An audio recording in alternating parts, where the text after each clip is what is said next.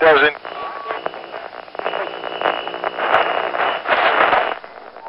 The legacy of the Baraca Class has a lot to teach us. It's a legacy of innovation. The class is rooted in a desire to be church for people who did not have and longed for church.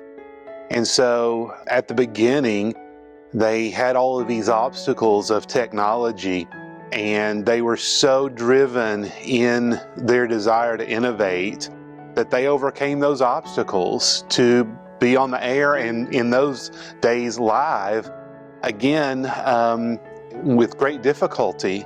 But the drive of the class was to make it happen. And they had some innovative people and people of means and people of vision who worked together to make that possible. And it's a beautiful legacy. And I think the desire to be a church for people who do not have a church is as timely today as it's ever been. Well, my biggest single memory is working with the Baraca Class. The Baraca Class came on the air 87 years ago. A lot of people listen to the Baraca Class. Just all along we get feedback from people who listen to us. I have a number of people who tell me that they listen to me on the way to their 11 o'clock church service. And that's good to know. I remember going to a funeral out in the Whitefield community years ago. I wasn't in charge of the funeral, but after the service, I was standing talking with somebody, and I noticed across the way these two women kept looking at us. After a while, she came over and said, "Are you Lawrence Webb?" I said, "Yes, ma'am." I thought maybe I had preached in her church sometime. But she said, "I recognize your voice. I listened to Baraca." I'm Chris Merritt. I'm Dan Merritt's daughter-in-law and Phil Merritt's wife. I just married a Merritt. I do not sing. They always wanted me to, but no, I don't sing.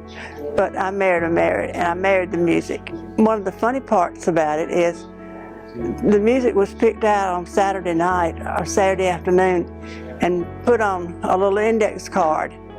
And now the Merritts did the music here forever, right? 70 years. Dan did it for 50 years, and my husband Phil did it for 20 years till he passed away. We've been a short-time member of the Baraca Class compared to some of the members that have been here, but I am the acting president of the Baraca Class. And how long have you been involved? About 5 years. What have we lost now that this class is closing? What are we going to be missing now?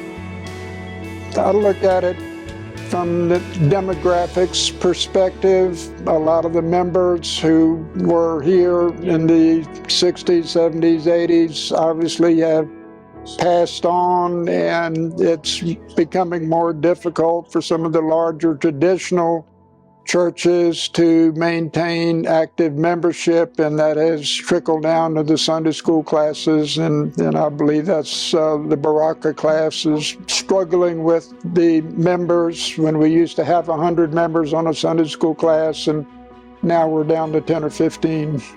Oh, I miss it terribly. I can't. It's just unbelievable how much I miss it, because it's still written all over my house. It's still all over my house. The memory and the history of it's going to continue here Forever. Forever. Yes. And we did the birthday and anniversaries, and I did food here for 21 years. And a friend of mine and I were in the kitchen we were talking about the old folks in the church, like Horace Summey, David Martin, and all those old people. And we were talking about them, and all of a sudden we looked at each other and said, "We are the old people of the church."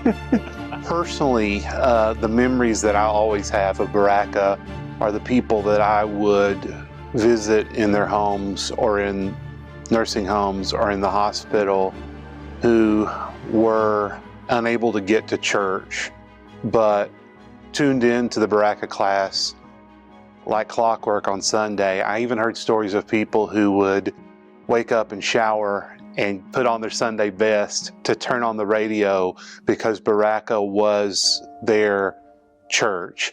And I was always grateful for Lawrence Webb for his great teaching, because his voice was wonderful in the landscape of church broadcast. He gave great teaching and wonderful sermons and thoughtful sermons and represented the class and the church so well in his stewardship of that ministry as the teacher.